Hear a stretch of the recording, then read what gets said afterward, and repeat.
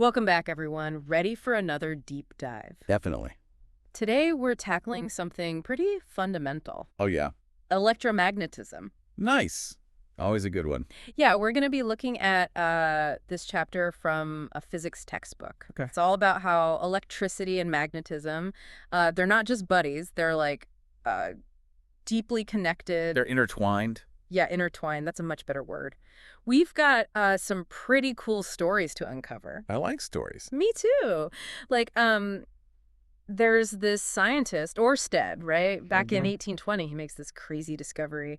And then we get into magnetic fields, these invisible forces, you know? Invisible, but so powerful. Right. And to top it off, we've got this law, Ampere's law, that helps us predict how strong these magnetic fields can get. It's amazing how much we can figure out with just a few key equations. Yeah, it's like unlocking a secret code of the universe. Exactly. But don't worry, we're not going to get all, textbook pee on you. Yeah, no lectures here. We're keeping it chill, like a conversation.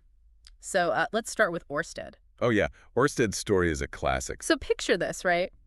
He's giving a lecture, totally normal day. Gotta love a good lecture. And he's got this wire, with electricity flowing through it. Okay, pretty standard setup. Right. But then he notices something weird. What'd he see? A compass needle nearby starts to move. No way. Yeah. It's like it's totally freaking out, but only when the current is on. So the compass needle was reacting to the current somehow. Exactly.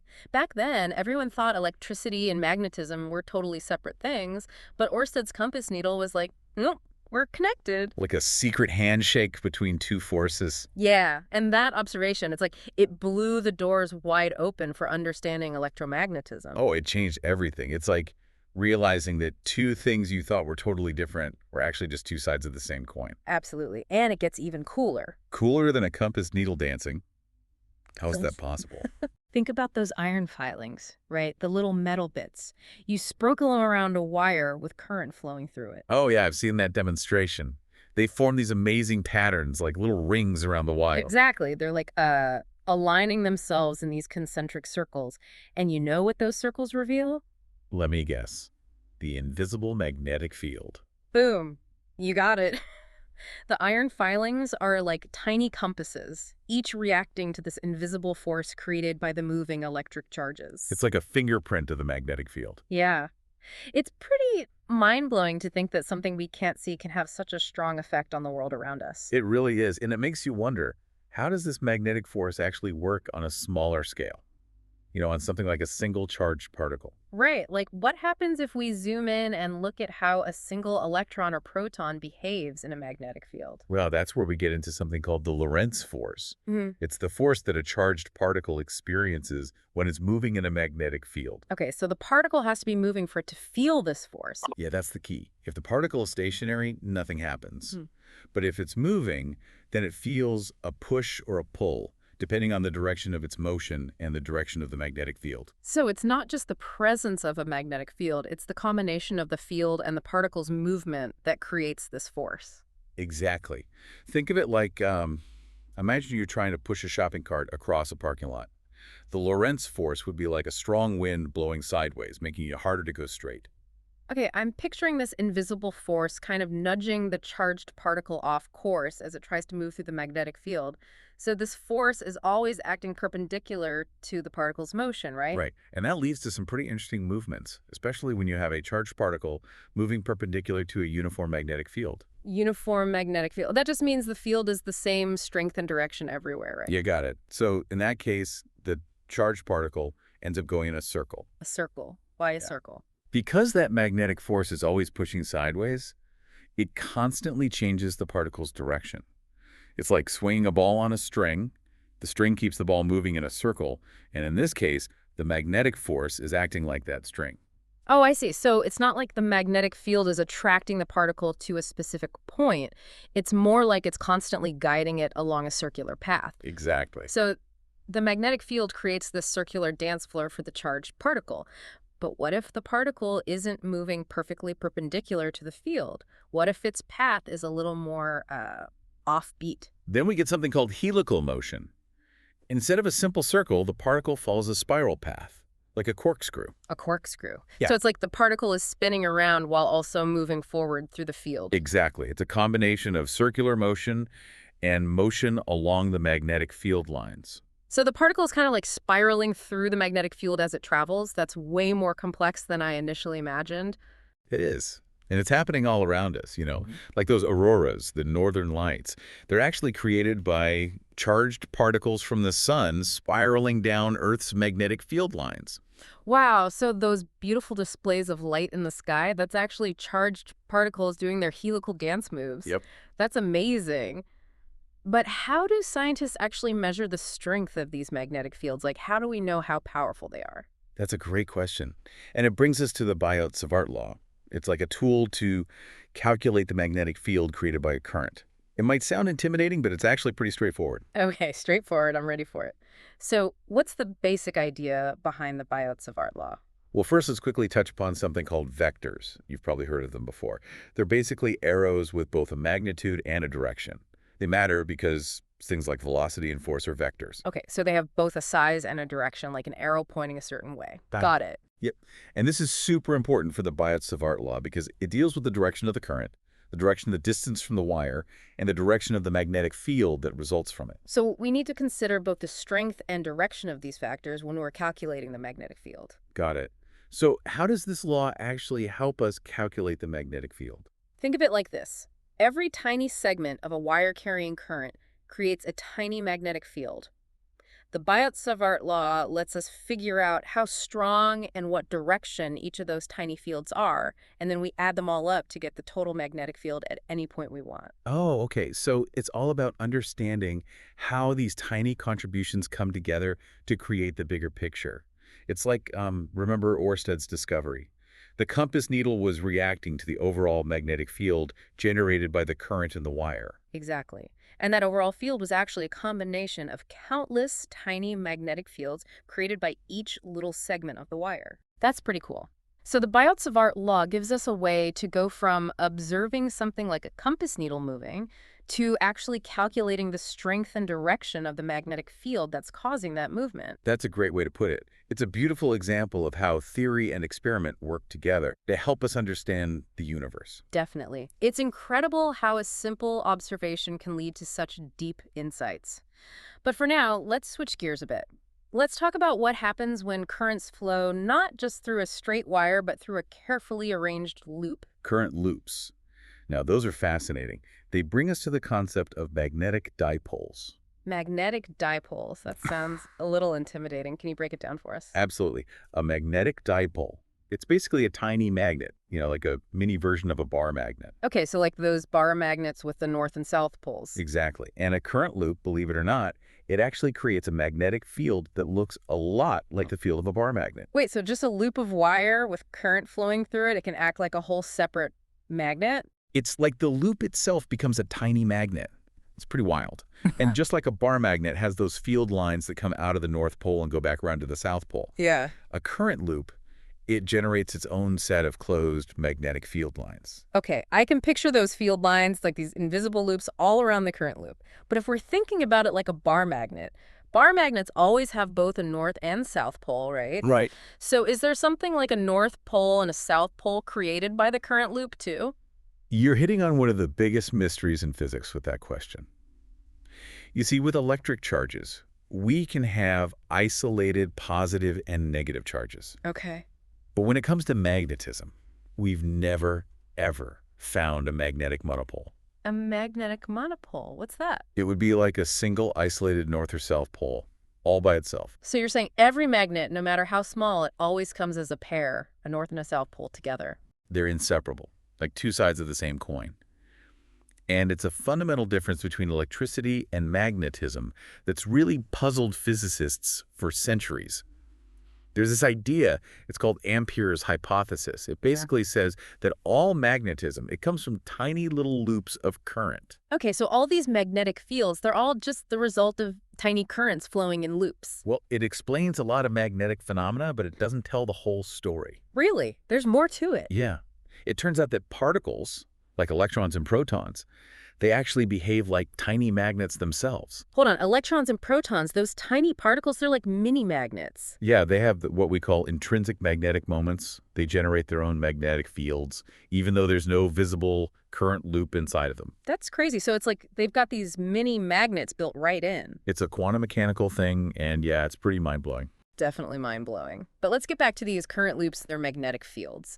The chapter also talks about this thing called Ampere's law.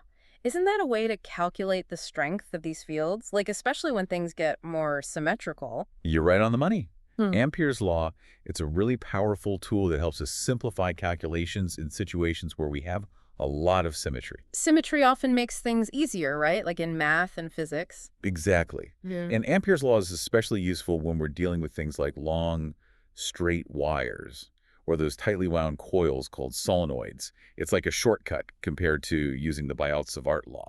A shortcut. So tell me, how does this Ampere's law work? Imagine you've got a closed loop. We call this an Amperian loop. Okay. And you want to know what the magnetic field is along that loop. Got it. Ampere's law tells us that the total magnetic field along that loop, it's directly related to the total current passing through the surface enclosed by the loop. Think of it like a net catching fish. The bigger the net, the more fish you can catch. Okay, so in this case, the loop is our net and the current is the fish. Yeah, something like that.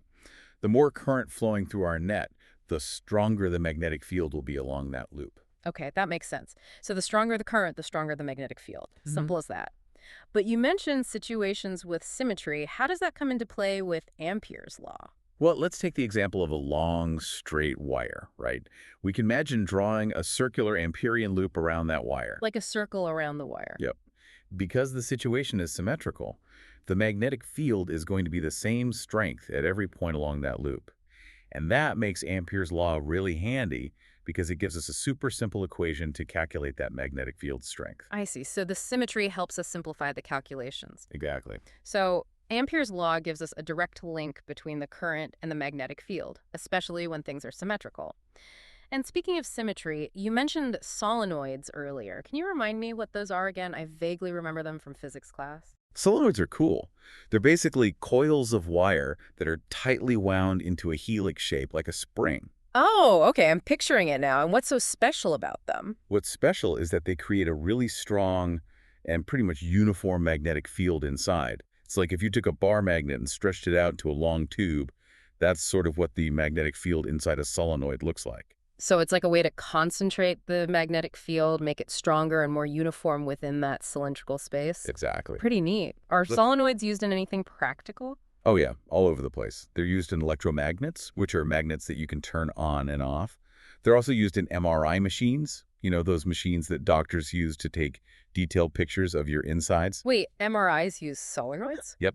MRI machines use super powerful magnetic fields that are created by superconducting solenoids. Superconducting solenoids. Those sound intense. They are. These fields are strong enough to align the spins of protons in the water molecules in your body. And by detecting the signals from those aligned protons, doctors can create images of your organs and tissues. That's incredible. So this simple idea of a coiled wire leads to this amazing medical technology. Pretty cool, right? And while solenoids have this open cylindrical shape with those field lines kind of coming out the ends, there's another type of coil called a toroid, which is kind of like a donut shape. A donut. Yeah, donut. And the magnetic field lines in a toroid, they run in circles within the dough of the donut. They stay inside the donut and never come out. So it's like a self-contained magnetic field? Exactly. Toroids are really useful when you need to contain a magnetic field within a certain area. Okay, so we've talked a lot about how currents create magnetic fields, but what happens if you've got two currents, like two wires both carrying current? Do they interact with each other somehow? That's a great question. And yeah, they definitely interact. In fact, the way they interact is actually how we define the ampere, the unit of current. It all comes down to how currents create magnetic fields, right? So if you've got two wires, each carrying current, well, they each create their own magnetic field. Okay, that makes sense. So what happens? Do the fields clash or something? They do more than clash. They actually exert forces on each other. It's like they can sense each other's magnetic presence. So picture this. You have two long, straight wires. They're running parallel to each other, like those power lines you see along the highway. Okay, I can see it. Two wires side by side. If the currents in both those wires, if they're flowing in the same direction, like cars going the same way on the highway, the wires are actually going to be attracted to each other. Really? So they pull towards each other. Yep. But if those currents are flowing in opposite directions, like a head-on collision, then the wires are going to push each other away. They repel.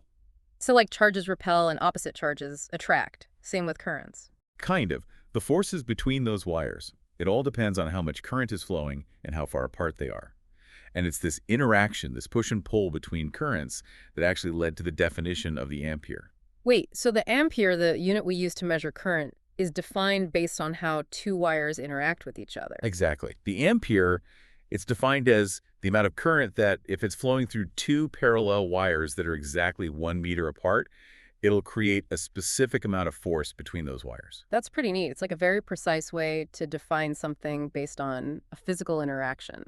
So we've got currents creating magnetic fields interacting with each other. And now what about this torque on a current loop in a magnetic field? I remember reading about that in the chapter. What's torque again? Isn't it like a turning force? You got it. Torque is a force that makes something want to rotate, like when you're twisting a doorknob. And it turns out that magnetic fields can actually exert torques on current loops, making them spin. Hold on. So we're not just talking about forces pushing or pulling on a current loop. We're talking about forces that make it want to twist and turn. Exactly. Imagine a rectangular loop of wire. It's carrying current. Now put that loop in a magnetic field. The magnetic field is going to push and pull on the sides of that loop. Okay.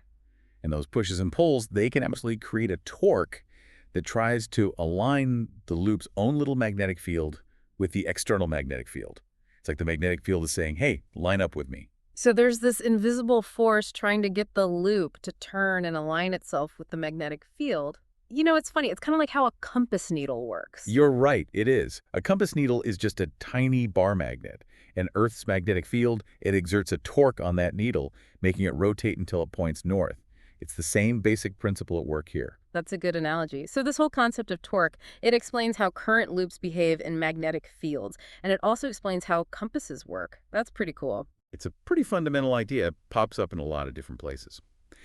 And speaking of practical applications, this whole idea of a current loop experiencing a torque in a magnetic field, that's actually how one of the most important electrical measuring devices works. The moving coil galvanometer. The moving coil what now? Moving coil galvanometer. It's a really sensitive instrument used to measure super tiny currents and voltages. So a very delicate measuring device. And this is all based on that twisting force we were just talking about. Yep.